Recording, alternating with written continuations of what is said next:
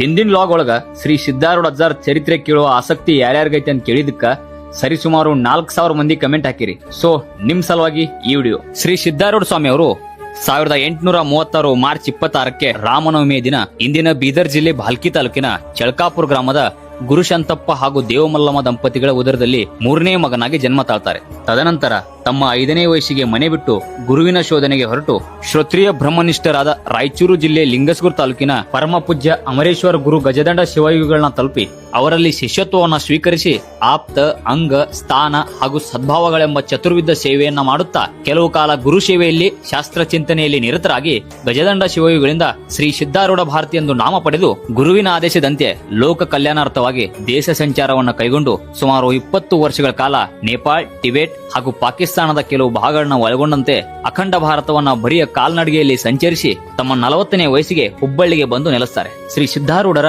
ಬಿಳಿಯ ಬಣ್ಣದ ಸರಳ ಉಡುಗೆ, ಆಡಂಬರವಿಲ್ಲದ ಸಹಜ ಬದುಕು, ಭೇದವರಿಯದ ಮಾತೃ ಹೃದಯ, ಉದಾತ್ತವಾದ ವಿಚಾರಧಾರೆ ಹಾಗೆ ನಡೆನುಡಿಗಳಲ್ಲಿರುವ ಏಕತೆಗೆ ಜನಮನ ಸೂರಿಗೊಂಡವು. ಹಿಂದೂ, ಮುಸ್ಲಿಂ, ಕ್ರೈಸ್ತ, ಹರಿಜನ್ ಎಂಬಿತ್ಯಾದಿ ಜನಾಂಗದವರು ಇವರನ್ನ ಗುರುಗಳಾಗಿ ಸ್ವೀಕರಿಸಿದರು. ಸ್ವತಃ ದೇಶ ಪ್ರೇಮಿಗಳಾಗಿದ್ದ ಶ್ರೀ ಸಿದ್ದಾರೂಢ ಸ್ವಾಮಿ ಅವರು ಹುಬ್ಬಳ್ಳಿಯಲ್ಲಿ ನಡೆದ ಸ್ವತಂತ್ರ ಚಳವಳಿ ಅಧಿವೇಶನದ ಅಧ್ಯಕ್ಷತೆಯನ್ನು ವಹಿಸಿದರು. ಅದರಲ್ಲಿ ಮಹಾತ್ಮ ಗಾಂಧೀಜಿ ಹಾಗೂ ಬಾಲ್ ಗಂಗಾಧರ ತಿಲಕ್ ಅವರು ಸಹ ಭಾಗವಹಿಸಿದರು. ಸಿದ್ದಾರೂಢ ಸ್ವಾಮಿ ಅವರ ವ್ಯಕ್ತಿತ್ವದಿಂದ ಪ್ರಭಾವಿತರಾಗಿ ಅನೇಕ ಜನ ಮಹಾತ್ಮರು ಅವರ ಸಂಪರ್ಕಕ್ಕೆ ಬಂದಿದ್ದರು. ಅದರಲ್ಲಿ ಸ್ವಾಮಿ ವಿವೇಕಾನಂದರು, ಋಷಿಕೇಶದ ಸ್ವಾಮಿ ಶಿವಾನಂದ ಸರಸ್ವತಿಯರು ಹಾಗೆ ಶಿಶುನಾಳದ ಶರೀಫರು ಕೂಡ ಒಬ್ರು. 1929 ಆಗಸ್ಟ್ 21ಕ್ಕೆ ಶ್ರೀ ಸಿದ್ದಾರೂಢ ಸ್ವಾಮಿ ಅವರು ತಮ್ಮ ಪರಮ ಶಿಷ್ಯರಾದ ಗುರುನಾಥ ರೂಢರಿಗೆ ಒಂದು ಕೋಣೆಯಲ್ಲಿ ಕೊನೆಯದಾಗಿ ಗುರುದೀಕ್ಷೆಯನ್ನ ಕೊಡ್ತಾರೆ.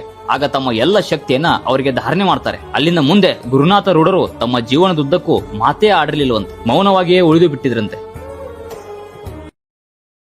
Download ShareChat.